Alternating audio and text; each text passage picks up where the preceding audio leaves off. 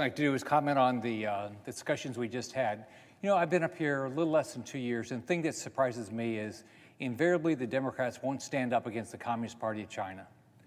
The case that we're dealing with now is, you know, they don't want to, they're going to stand up for Hollywood rather than rights that we have here that I'm going to talk about in a second.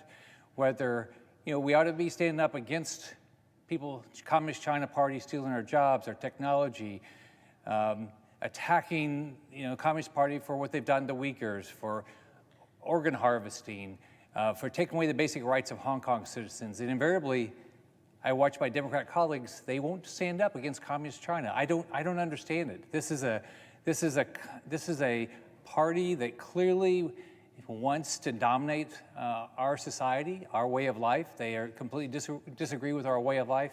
And I want to thank Senator Ted Cruz for his continued fight for rights, for all the rights that we have in this country, but fighting for those rights so people whether in Hong Kong or in communist China or in Taiwan, have the same freedoms that we have. So I want to thank Senator Ted Cruz for showing up today and doing this.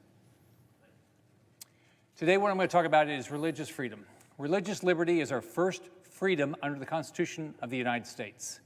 Americans have the right to freely exercise religion, a sacred right that I will always fight for.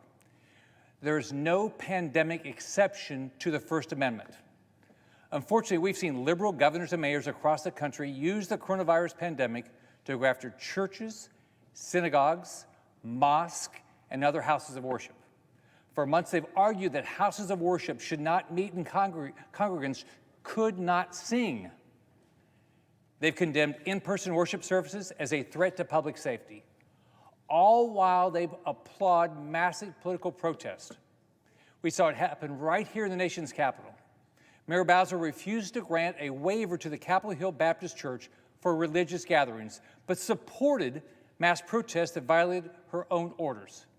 The church had to sue the city in federal court for the right to gather, and the court ruled in favor of the church.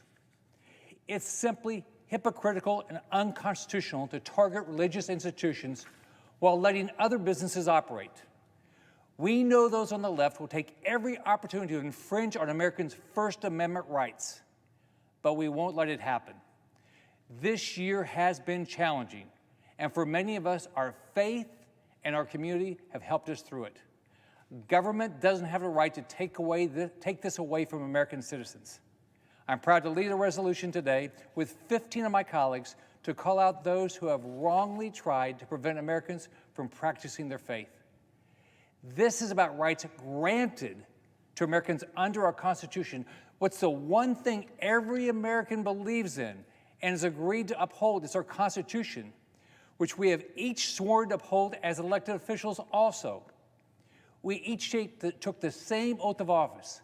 I do solemnly swear that I will support and defend the Constitution of the United States against all enemies, foreign and domestic, that I will bear true faith and allegiance to the same, that I will take this obligation freely without any mental reservation or purpose of evasion, that I will well and faithfully discharge the duties of the office on which I'm about to enter, so help me God. There is no reason anyone should object to upholding our Constitution. I will always fight for the religious liberty of all Americans, and I look forward to my colleagues passing this important resolution today. However, I now am going to wait because I understand one of my Democrat colleagues is going to come object to upholding the Constitution and the First Amendment, the Bill of Rights. It's just shocking to me.